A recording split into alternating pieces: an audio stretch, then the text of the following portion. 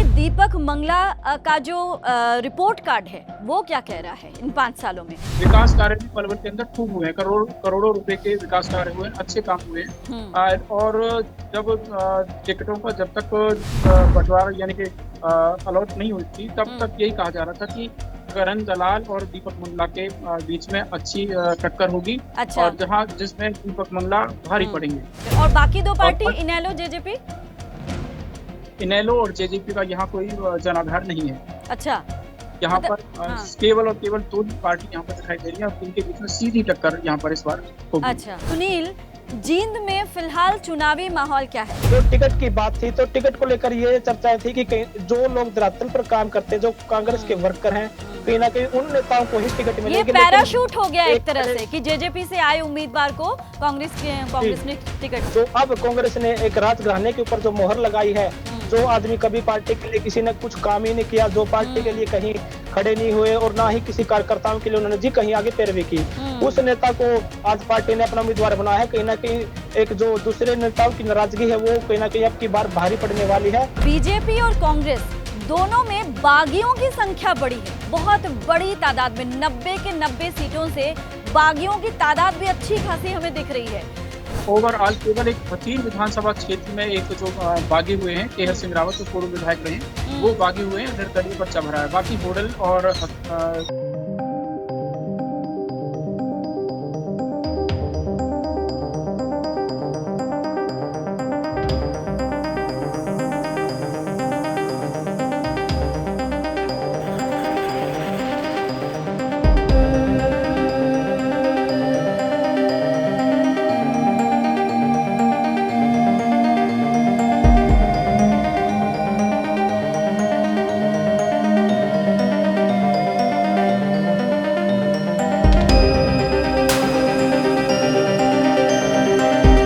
विधानसभा में एक जुलाना की बहू है जो विनेश फोगाट है और एक जुलाना की ही बेटी है जो कविता दलाल है। कंफ्यूजन के तौर पर है कि वो अपनी बहू को वोट दे या फिर अपनी बेटी को वोट दे। नमस्कार, जिलेवार चुनावी ग्राउंड रिपोर्ट लेकर एक बार फिर मैं वैशाली चौधरी आपके सामने हाजिर हूं और हम आज एक बार फिर जिले के तमाम विधानसभा क्षेत्र, एक पर्टिकुलर जिले के तमाम विधानसभा क्षेत्रों की बात करेंगे, चुनावी चर्चा करेंगे, उस जिलों के उन विधानसभा क्षेत्रों की जनता का मूड क्या है उस पर बात करेंगे, मुद्दे क्या हैं उस पर बात करेंगे। यानी बहुत इस बीच ये भी एक बहुत बड़ा अपडेट है कि हरियाणा चुनावों के ठीक पहले केजरीवाल दिल्ली के मुख्यमंत्री जो हैं वो कल जमानत पर रिहा होकर रात को वापस आ गए। अब इसका इम्पैक्ट क्या होगा ये भी एक बहुत बड़ा मुद्दा है। यानी तमाम चीज़ों को देखते हुए हरियाणा चुनावों पर क्या असर होगा और इसके साथ ही जिलेवार चुनावी ग्राउंड रिपोर्ट क्या कह रहा है उस पर बात करेंगे। मेरे साथ पलवल से गुरुदत्त गर्ग हमारे संवाददाता जो हैं वो जुड़ गए हैं और जींद से सुनील पवार इस वक्त मेरे साथ जुड़ गए हैं। आप दोनों का इस चुनावी ग्राउंड रिपोर्ट में बहुत बहुत स्वागत है। सबसे पहले मैं गुरुदत्त गर्ग के पास जाना चाहूँगी। गुरुदत्त जी, पलवल में फिलहाल बीजेपी के विधायक हैं दीपक मंगला जी, जिन्होंने अगर मैं गलत नहीं हूं तो कांग्रेस के करण सिंह को भारी मतों से हराया था पिछले चुनावों में। एक तो ये है कि दीपक मंगला का जो रिपोर्ट कार्ड है वो क्या कह रहा है इन 5 सालों में। दूसरा ये कि पलवल की जनता का मूड फिलहाल आपको क्या दिख रहा है, बताइए। मैडम, पिछले विधानसभा चुनावों में दीपक मंगला ने 28,256 के लगभग वोटों से बड़ी भारी अंतर के साथ करण दलाल को हराया था। और रही पलवल के लोगों की बात, तो पलवल के लोगों में अच्छी छवि है। हाँ। दीपक मंगला की नरम स्वभाव और किसी भी व्यक्ति से अच्छी छवि आसानी से मिल जाने। गुरुदत्त जी, अच्छी छवि से आप क्या कहना चाहते हैं? क्या वो जनता से जुड़े हुए हैं, जनता के कामों का सरोकार रखते हैं? क्या किन शब्दों में आप इस चीज को एक्सप्लेन करना चाहेंगे? छवि अच्छी है। छवि का मतलब उनका नर्म स्वभाव। कोई भी व्यक्ति हो, किसी को गुस्सा तो किसी से होते दिखाई नहीं दिए। अच्छा। लोगों का यही कहना है। अच्छा। और विकास कार्य भी पलवल के अंदर खूब हुए हैं। करोड़ों रुपए के विकास कार्य हुए हैं, अच्छे काम हुए हैं। और जब टिकटों का जब तक बंटवारा यानी कि अलॉट नहीं हुई थी, तब तक यही कहा जा रहा था कि करण दलाल और दीपक मंगला के बीच में अच्छी टक्कर होगी। अच्छा। और जिसमें दीपक मंगला भारी पड़ेंगे। ठीक। और रही दूसरे और प्रत्याशियों के जो नामांकन यानी कि जिन्होंने अप्लाई किया था भाजपा की टिकट के लिए, उनके बारे में ये सोचा जा रहा था कि वो बाकी और जो कैंडिडेट हैं, जो दावेदार हैं, वो काफी कमजोर पड़ेंगे। लेकिन पार्टी हाईकमान का फैसला ऐसा रहा कि दीपक मंगला है वो हालांकि गुस्सा भी रहे, 2 दिन 3 दिन नाराज भी रहे अपनी पार्टी के साथ में, लेकिन बाद में जो फैसला है तो उनका यही कहना था कि हमारी तो पार्टी का जो फैसला है वो हमें सर्वमान्य होगा। और इस प्रकार आज जो पलवल में स्थिति दिखाई दे रही है वो भाजपा और करण दलाल यानी कि कांग्रेस के बीच में सीधी टक्कर दिखाई दे रही है। सीधी टक्कर। और बाकी दो पार्टी इनेलो जेजेपी? इनेलो और जेजेपी का यहाँ कोई जनाधार नहीं है। अच्छा। यहाँ पर केवल और केवल 2 पार्टी यहाँ पर दिखाई दे रही है और इनके बीच में सीधी टक्कर यहाँ पर इस बार होगी। अच्छा। और सीधी टक्करों में चलिए वो अगला सवाल जो है मैं आपसे फिर से पूछती हूँ। मैं फिलहाल जींद से सुनील पवार हमारे साथ जुड़े हैं, उनके पास जाती हूँ। सुनील, जींद में फिलहाल चुनावी माहौल क्या है, मेरा पहला सवाल। दूसरा ये, वहां पर भी बीजेपी के ही विधायक है कृष्ण मिड्ढा जी, जिन्होंने कांग्रेस के ही जो उम्मीदवार हैं 2019 की मैं बात करूं उनको हराया था। अब जेजेपी के थे वो, और अब वो कांग्रेस में चले गए हैं, अब वो फिर से बीजेपी के खिलाफ वहां पर उतरे हैं। पूरा सिनेरियो जो है वो चेंज हो चुका है जींद में, लेकिन अभी वहां पर पॉलिटिकल जो सिनेरियो है 2024 के विधानसभा चुनावों को लेकर क्या कह रहा है, बताइए। जी मैम, आपने बिल्कुल सही कहा। 2019 में जो जजपा से जो विधायक यहाँ से जो चुनाव लड़ा था, जिन्होंने मांगेराम गुप्ता जी, उन्हीं को दोबारा फिर से यहाँ पर महावीर गुप्ता जी को वहाँ मैदान में उतारा है। और बात की जाए अब की बार उनकी टक्कर जो बीजेपी के जो उम्मीदवार हैं डॉक्टर कृष्णलाल मिड्ढा जी, उनके साथ है। लेकिन कहीं ना कहीं ये बात पूरे उसमें जींद में एक चर्चा का विषय बना हुआ है कि जो महावीर गुप्ता जी जिनको यहाँ से टिकट मिली है, उनको लोग देखना पसंद नहीं करते हैं, क्योंकि वो लोग वो नेता कभी लोगों के बीच में नहीं गए हैं, कभी सुख दुख में किसी के साथ नहीं गए हैं। वो पार्टी से उन्होंने 2019 के बाद जो जजपा से वो चुनाव हार गए थे, उसके बाद से जो उन्होंने पार्टी को त्याग दिया था। और 2024 में ही भूपेंद्र सिंह हुड्डा की अध्यक्षता में उन्होंने जी कांग्रेस को ज्वाइन किया था। लेकिन कहीं ना कहीं अब तो टिकट की बात थी, तो टिकट को लेकर ये चर्चा थी कि जो लोग धरातल पर काम करते हैं, जो कांग्रेस के वर्कर हैं, कहीं ना कहीं उन नेताओं को ही टिकट मिलेगी। ये पैराशूट हो गया एक तरह से कि जेजेपी से आए उम्मीदवार को कांग्रेस ने टिकट दिया। जी जी बताएं। तो कहीं ना कहीं एक ये भी जो कांग्रेस के और नेता थे उनके बीच में काफी बड़ी नाराजगी है कि अगर हमारे बीच किसी नेता को टिकट मिलती तो हम उसका समर्थन करते। और कहीं ना कहीं जो अब कांग्रेस ने एक राजघराने के ऊपर जो मोहर लगाई है, जो आदमी कभी पार्टी के लिए किसी ने कुछ काम ही नहीं किया, जो पार्टी के लिए कहीं खड़े नहीं हुए और ना ही किसी कार्यकर्ताओं के लिए उन्होंने जी कहीं आगे पैरवी की, उस नेता को आज पार्टी ने अपना उम्मीदवार बनाया है। कहीं ना कहीं एक जो दूसरे नेताओं की नाराजगी है वो कहीं ना कहीं अब की बार भारी पड़ने वाली है। और जो बीजेपी का विधायक है वो भी कहीं ना कहीं अपनी जीत को लेकर आश्वस्त है, क्योंकि उनको जो आंकड़े है या फिर उनके जो फीडबैक है, उनको ये साफ तौर पता है कि जो महावीर गुप्ता जी है उनकी कहीं ना कहीं जो एक छवि लोगों के बीच में है, और जो बात की जाए कार्यकर्ताओं के बीच में एक नाराजगी है। और नामांकन के बाद ही उन्होंने अपनी पार्टी के खिलाफ भी एक बयान दिया था कि कांग्रेस पार्टी पूरे हरियाणा में 90 विधानसभा जो सीटें हैं उन पर कहीं ना कहीं मजबूत नहीं है, उनको अपनी पार्टी को ही कटघरे में लगाकर खड़ा कर दिया था। अच्छा। एक बयान दिया था कि कांग्रेस पार्टी है उनको किराए के उम्मीदवार लाने पड़ रहे हैं। कहीं ना कहीं ये इस बयान के भी काफी चर्चा जो सोशल मीडिया पर वायरल हुआ, पीटीसी की न्यूज है जिस पर जी बहुत बड़ी जो मुद्दा उठा था। जी जी जी बिल्कुल। अच्छा, एक सवाल मेरा दोनों से है, आप दोनों से, गुरुदत्त गर्ग से भी है और सुनील आपसे भी है। इस बार बीजेपी और कांग्रेस दोनों में बागियों की संख्या बड़ी है, बहुत बड़ी तादाद में, 90 के 90 सीटों से बागियों की तादाद भी अच्छी खासी हमें दिख रही है। गुरुदत्त जी, सवाल मेरा पहले आपसे है कि इतनी बड़ी बागियों के, हालांकि बीजेपी में ज्यादा है कांग्रेस में कम, लेकिन कांग्रेस में भी बागी लगातार एक के बाद सामने आ रहे हैं, तो इसका असर चुनावों पर कितना पड़ सकता है गुरुदत्त जी? मैडम, पलवल में ना तो कोई बागी हुआ है, हालांकि कुछ बातें ओवरऑल बात कर लीजिए।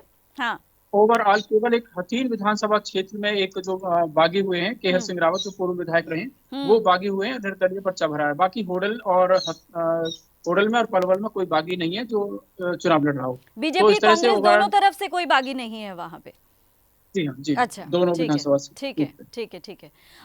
सुनील, आप बताइए कि बागियों के जो तेवर हैं वो भी काफी सख्त दिखाई दे रहे हैं। कुछ बागियों ने तो दूसरी पार्टी भी ज्वाइन कर लिया, कुछ ने नाराजगी दिखाई और उसके बाद कहीं ना कहीं वो मान गए। तो आपके वहां पर क्या सिचुएशन है अभी बागियों को लेकर?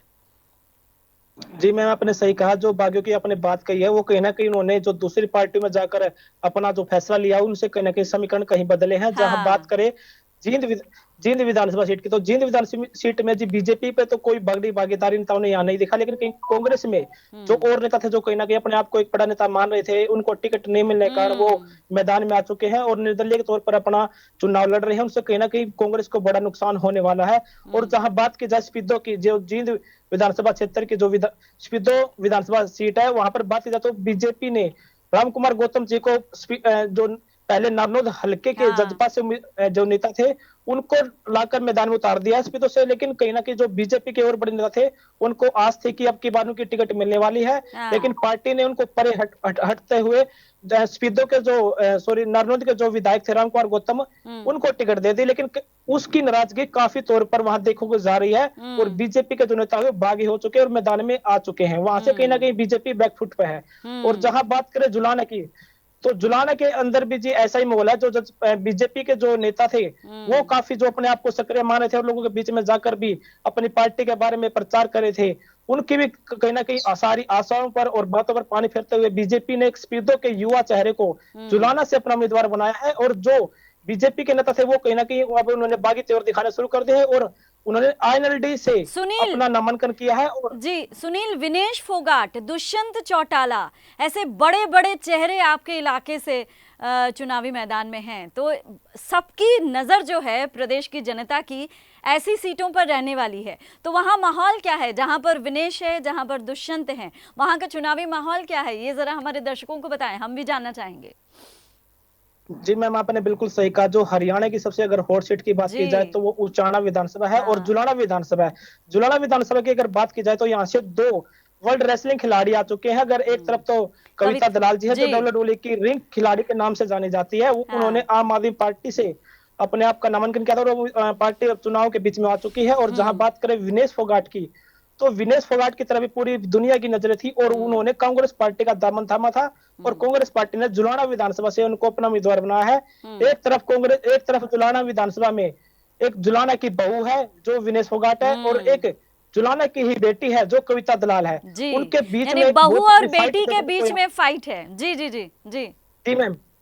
जी मैम, एक रोमांचक मुकाबला जो जुलाना विधानसभा में अब की बार देखने को मिला। लोग कंफ्यूज के तौर पर है कि वो अपनी बहू को वोट दे या फिर अपनी बेटी को वोट दे। लेकिन कहीं ना कहीं पहले जो समीकरण थे विनेश फोगाट के आने से, वो एक तरफा समीकरण जो जुलाना के अंदर बने हुए थे, लेकिन उन समीकरणों में अब कहीं ना कहीं बदलाव देखने को मिल रहा है। जो कविता दलाल जो रेसलिंग खिलाड़ी थी WWE की, उसके आ जाने से अब माहौल बदल चुका है, क्योंकि वो भी एक जो दलाल खाप पे पूरे बात की जब जुलाना की, तो यहाँ पर 8 बड़े गांव हैं जो दलाल खाप में अपना अच्छा खासा सक्रिय हैं। अगर वो कहीं ना कहीं पंचायत का एक बड़ा आयोजन करते हैं और अपनी बेटी को अपना आशीर्वाद देते हैं खापे, तो विनेश फोगाट के लिए भी कहीं ना कहीं मुसीबत खड़ी हो सकती है।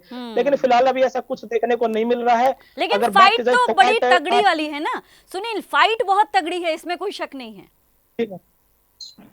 जी मैम, आपने बिल्कुल सही कहा, फाइट बहुत तकड़ी है। कल ही फोगाट खाप का एक बयान आया था। फोगाट खाप ने अपने आप चुनाव से दूर कर लिया। उन्होंने कहा कि हम किसी भी उसका समर्थन नहीं करेंगे। फोगाट खाप किसी भी उम्मीदवार का समर्थन नहीं कर रही है। जो पार्टी के तौर पर अपना चुनाव लड़ रहे हैं, वो पार्टी ही है उसका दावेदार है और पार्टी ही उसको सब जानती है। लेकिन कहीं ना कहीं जो एक दलाल खाप की बात करें, अभी उन्होंने कोई अपना बयान नहीं दिया है। उससे ऐसा लग रहा है कि उनका बयान जो यहाँ की कविता दलाल है उसके तरफ में जा सकता है। अच्छा। और दोनों में कांटे की टक्कर है। बिल्कुल। अच्छा, अब मेरा सवाल केजरीवाल से जुड़ा रहेगा, क्योंकि आम आदमी पार्टी भी पूरे जोर शोर से सभी सीटों पर अपने उम्मीदवार जो है वो उतार चुकी है। इस बीच कल अचानक से केजरीवाल जी बाहर आ जाते हैं और कहीं ना कहीं एक बूस्टअप मिलता है आम आदमी पार्टी के सभी उम्मीदवारों को, उनके कार्यकर्ताओं को। नेचुरली ये भी जाहिर सी बात है कि अब जो प्रचार प्रसार है उसमें भी तेजी आएगी, एक नया जोश होगा। तो आम आदमी पार्टी हरियाणा, उसके जो उम्मीदवार हैं उसको लेकर आप क्या सोच रहे हैं? क्या धरातल पर आम आदमी पार्टी के उम्मीदवारों की पकड़ मजबूत है। अगर हम पलवल जिले के विधानसभा क्षेत्रों और जींद के जो विधानसभा क्षेत्र हैं उनकी बात करें, मैं गुरदत्त गर्ग जी आपसे पूछना चाहूंगी, आप धरातल की सच्चाई बताएं कि आम आदमी पार्टी का हरियाणा में खास तौर पर आपके इलाके में कितना बोलते हैं, कह सकते हैं कि कितना मजबूत उनका वो है, पकड़ जो है उनकी कितनी मजबूत है? जी, आम आदमी पार्टी की पिछली बार चाहे विधानसभा चुनाव रहा हो या लोकसभा चुनाव, बिल्कुल भी नाम मात्र के वोट मिले थे। और इस बार भी आम आदमी पार्टी का पलवल में 3 विधानसभा क्षेत्र पड़ते हैं, और पलवल, होडल और हथीन, तीनों ही क्षेत्रों की अगर बात कही जाए तो वहां पर नाम मात्र के वोट मिलेंगे। और कहा जाए तो जो वोटर हैं यानी उन्होंने आम आदमी केजरीवाल पार्टी के आने का को मतलब, अगर मैं आपकी बात पर यकीन करूं तो आप ये कहना चाह रहे हैं कि केजरीवाल के आने के बाद भी उतना असर वहां पर नहीं पड़ेगा, ये कहना चाहते हैं आप? हार जीत में कोई असर नहीं होगा, नहीं अच्छा। किसी को हराने या जिताने की स्थिति में होंगे। अच्छा। 4 से 6 हजार केवल वोट अधिक से अधिक अगर मिलेंगे अच्छा। तो वो 4 से 6 हजार वोट केवल मिल पाएंगे। अच्छा अच्छा। लोग केवल हाँ। दो पार्टियों के बीच मुकाबला मान रहे हैं, वो है कांग्रेस और भारतीय जनता पार्टी। अच्छा अच्छा। यहाँ हकीम विधानसभा क्षेत्र में जरूर बहुजन समाज पार्टी का जो प्रत्याशी है हाँ। वो जरूर मुकाबले में, वहाँ पर तिकोना मुकाबला होगा। अच्छा अच्छा, मतलब त्रिकोणीय मुकाबला जो है वो कहीं पर तो कहीं पर सीधे सिर्फ बीजेपी कांग्रेस के बीच दिख रहा है, बाकी किसी पार्टी का वहां पे अस्तित्व उतना दिख नहीं रहा है। सुनील, यही सवाल मेरा आपसे है, चूंकि आपके बड़े हॉट सीट्स हैं वहां पर, ऐसे में अगर केजरीवाल, जैसे केजरीवाल बाहर आ गए, अगर केजरीवाल के वहां पर रैलियां होती हैं, और जैसा कि आम आदमी पार्टी ये दावा कर रही है कि आम आदमी पार्टी का तो ये दावा है कि वो सरकार बनाएगी, बहरहाल कितना मजबूत आपको वहां पर आम आदमी पार्टी का जो पकड़ है वो दिख रही है, और वहां के उम्मीदवारों की पकड़ उन इलाकों में कितनी मजबूत दिख रही है? जी मैम, आपने बिल्कुल सही कहा। जो केजरीवाल जी को जमानत मिली है उनको लेकर कहीं ना कहीं पार्टी के जो कार्यकर्ता और जो नेता है वो कहीं ना कहीं आश्वस्त जरूर है।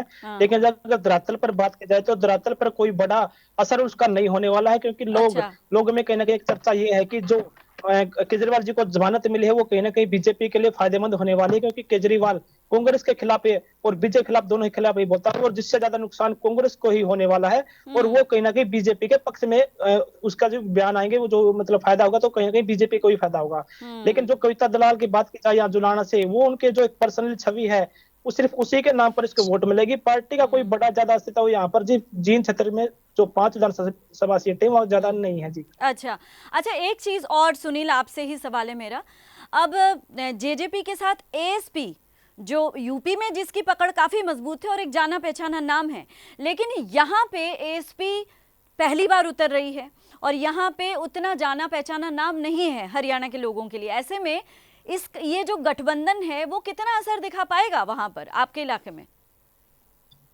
जी मैम, आपने सिर्फ बिल्कुल सही कहा। जो गठबंधन की आपने बात की है जेजेपी और एएसपी की, जेजेपी पार्टी पहले कांग्रेस और आम आदमी पार्टी के साथ गठबंधन की चर्चा चली थी, लेकिन कहीं ना कहीं चर्चा ये भी थी कि उनका गठबंधन नहीं हो पाया। जो अब एएसपी के साथ उनका गठबंधन हुआ है उससे जजपा पार्टी को कोई फायदा होने वाला नहीं है, क्योंकि लोगों ने जजपा पार्टी को दरकिनार किया हुआ है। जजपा पार्टी के प्रति लोगों का गुस्सा है।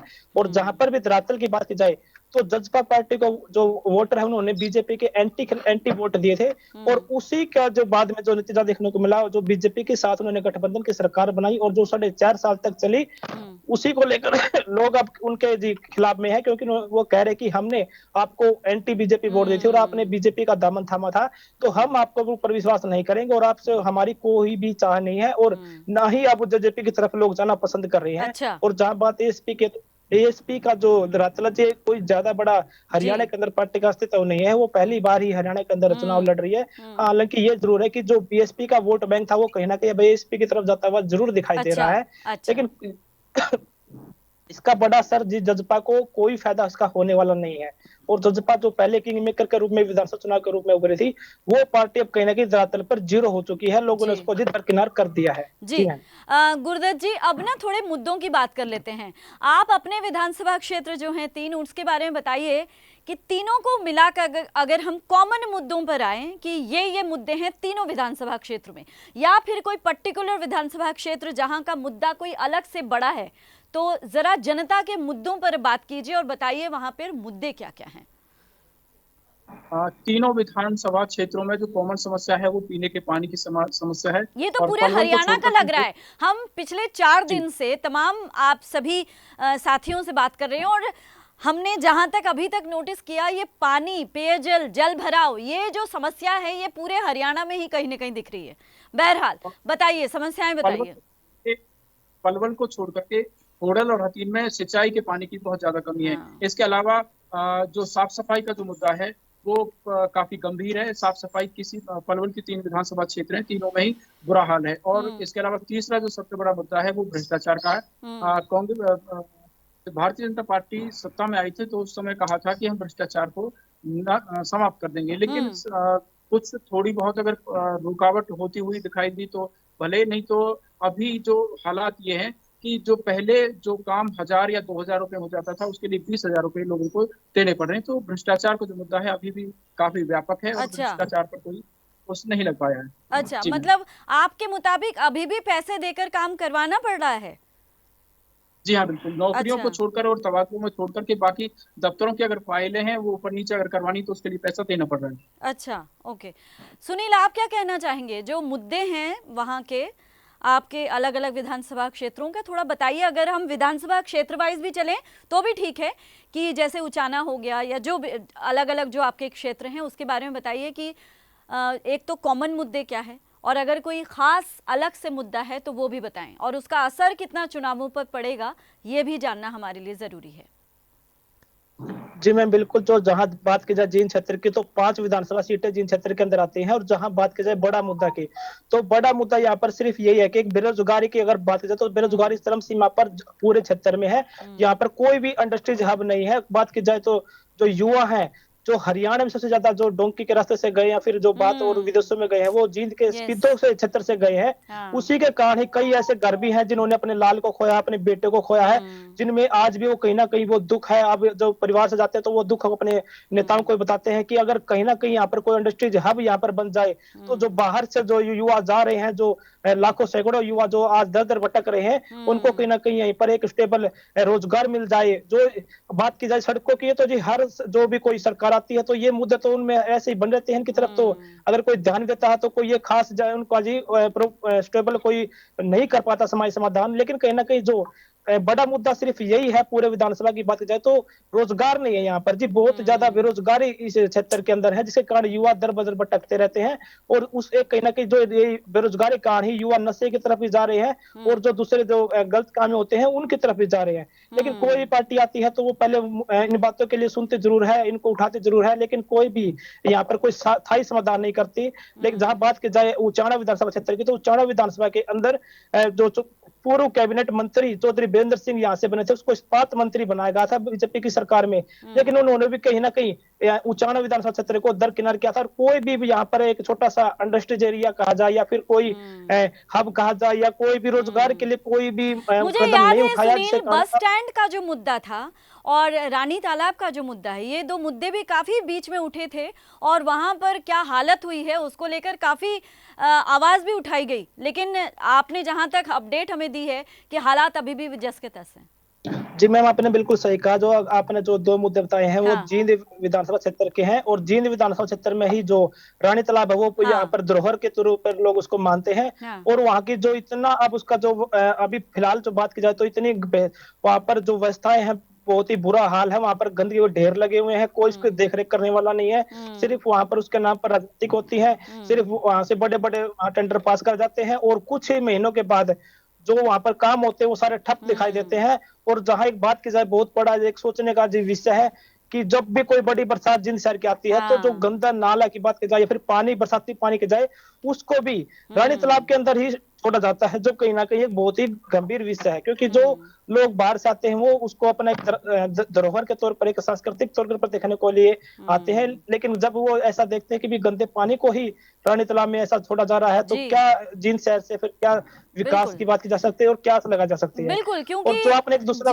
जी नहीं, बस मैं इतना कहना चाहूंगी, ऐतिहासिक दृष्टि से भी जींद का बहुत ज्यादा महत्व है, तो वो पर्यटन के नजरिए से भी उसको जितना विकसित किया जाना चाहिए था वो नहीं किया गया है। तमाम सरकार सिर्फ अकेले 10 साल को ही अगर हम देखें ऐसी बात नहीं है, उससे पहले भी कांग्रेस की सरकार रही, उससे पहले की जो सरकारें रही, किसी ने भी जींद के इस पूरे इलाके पर उस तरह से काम नहीं किया जितना किया जाना चाहिए था ऐतिहासिक नजरिए से। क्या कहना चाहेंगे सुनील? जी, मैं आपने बिल्कुल सही कहा। पिछले अगर 10 साल से पहले की बात की जाए तो कांग्रेस की जो भी सरकारें थी, हाँ। उसमें भी जींद का किसी कहीं भी विकास जींद शहर के अंदर नहीं दिखाई दिया। वही सड़कें थी, वही गलियां थी, वही धरोहर थे। रानी तालाब की अगर बात की जाए तो किसी ने भी कोई ज्यादा ध्यान देने का काम यहाँ पर नहीं किया। सभी ने अपनी राजनीतिक चमकाने का काम किया। सिर्फ हवा यहाँ पर होती है और कोई भी बड़े उपेक्षित इलाका काम यहाँ पर नहीं होते हैं। तो जहां तक अगर हम सुनील पवार जो जींद से हमारे साथ जुड़े हुए हैं उनकी अगर बात करें तो उनका ये कहना है कि तमाम वायदे किए गए लेकिन जींद को हमेशा से ही उपेक्षित रखा गया है। मैं गुरदत्त जी के पास जाना चाहूंगी, हमारे पास समय की थोड़ी सी कमी है। जाते जाते एक आखिरी सवाल मेरा गुरदत्त जी के साथ है। गुरदत्त जी, 2024 के विधानसभा चुनावों में आप अपने इलाके में पॉलिटिकल सिनारियो को किस तरह से देख रहे हैं? किसका पलड़ा आपको थोड़ा सा भारी दिख रहा है और किस पार्टी के लिए चुनौती थोड़ी कड़ी दिख रही है? पलवल की अगर बात की जाए, पलवल विधानसभा क्षेत्र की, तो यहाँ पर बिल्कुल कड़ा मुकाबला यहाँ दिखाई दे रहा है। दोनों उम्मीदवारों में, भाजपा और कांग्रेस के उम्मीदवार में कड़ी आमने सामने की टक्कर होगी। और यहाँ अगर देखा जाए तो कुछ लोग हैं, जब करण दलाल यहाँ पर जो पंचों के, सरपंचों और जो मौजूद लोगों की मौजूदगी को जो लोगों में दिखा रहे हैं, उसको अगर देखा जाए तो करण दलाल मजबूत है। लेकिन जो लोग दिखाई दे रहे हैं करण दलाल के साथ में, उनके जो समर्थक जो होंगे वो करण दलाल से काफी नाराज हैं। और इस बार हालांकि कड़ी टक्कर है, लेकिन हो सकता है कि करण दलाल पे यहाँ पर मुंह की खानी पड़े। कारण यही है कि उन्होंने जो पहले 2 बार मंत्री रहे हैं यहाँ पर, और 4-5 बार विधायक रहे हैं, और इसके बावजूद भी यहाँ पलवल जिले का कोई ऐसा उन्होंने बड़ा कोई कार्य, मील का पत्थर जो साबित हो नहीं किया। तो इस बार नया चेहरा आया, नए चेहरे पर भाजपा ने भी दाग लगाया है। और काफी अच्छी पकड़ युवाओं के बीच में, युवा चेहरा है जो भारतीय जनता पार्टी के गौरव गौतम, काफी अच्छी पकड़ है। और लोगों के मन में जो कमल का फूल जो छाया हुआ है, और इस नाते से यहाँ पर कड़ी टक्कर है ही है। और करण दलाल को मुकाबला यहाँ पर खिसकता हुआ दिखाई दे रहा है। सर, रही बात होडल की, तो होडल में कांग्रेस पार्टी के उदय भान है जो प्रदेश के अध्यक्ष भी हैं, और उनके मुकाबले में जो भारतीय जनता पार्टी का जो प्रत्याशी है वो काफी कमजोर है। तो वहाँ उदय भान आसानी से ये मुकाबला जीत जाएंगे। बात करते हैं हथीन विधानसभा क्षेत्र की, तो यहाँ पर भी भारतीय जनता पार्टी ने कमजोर उम्मीदवार को यहाँ पर मैदान में उतारा है। इनके मुकाबले में कांग्रेस पार्टी के हैं जेई इजराइल, और साथ में बहुजन समाज पार्टी और इनेलो के जो संयुक्त प्रत्याशी हैं तैयब हुसैन। तो यहाँ तैयब हुसैन और इजराइल जो दोनों मेव कम्युनिटी से आते हैं, वहीं भारतीय जनता पार्टी के मनोज रावत हैं। उसके अलावा 3 अन्य जो उम्मीदवार हैं वो हिंदू बिरादरी से हैं, जिनमें एक भारतीय जनता पार्टी से बागी हैं पूर्व विधायक हेमंत सिंह रावत। इसके अलावा एक धर्मेंद्र तेवतिया है जो कांग्रेस पार्टी से बागी हुए हैं। तो इसके अलावा जेजेपी से भी जो एक कैंडिडेट है रविंदर सहरावत, वो भी अपना काफी वजूद रखते हैं। तो हथीन का जो मुकाबला हो उसमें कहा नहीं जा सकता कि कौन बाजी मारेगा। लेकिन रही बात चुनाव जब अंतिम दौर में आएगा तो यहाँ के समीकरण इस तरह से होते हैं। वेव जो लोग हैं वो अपने विजयी जो कैंडिडेट दिखाई देता है उसकी तरफ झुक जाते हैं। और यहाँ हिंदू वोट हैं, जो वोटर हैं वो 4 जगह पर बंटने के कारण से यहाँ पर सीट जा सकती है। जी, मेरा आखिरी सवाल सुनील से भी ये है कि अभी वहाँ का जो विभिन्न पार्टियों का समीकरण है वो क्या है? कम शब्दों में बताएं, समय की कमी है, कि कौन सी पार्टी आपको थोड़ी सी मजबूत दिख रही है और कौन सी पार्टी आपको दिख रही है कि काफी कड़ा मुकाबला या फिर कड़ी चुनौती उनके लिए साबित होने वाली है? जैसे अभी आपने कहा कि जेजेपी के लिए मुश्किल है, तो वैसे ही आप मुझे बताएं कि क्या स्थिति है वहां पर। जी सत्तर की तो जींद के अंदर 5 विधानसभा सीटें हैं, और 5 विधानसभा सीटों में से हरियाणा की 2 हॉट सीटें हैं वो जींद शहर के से अंदर से आती है।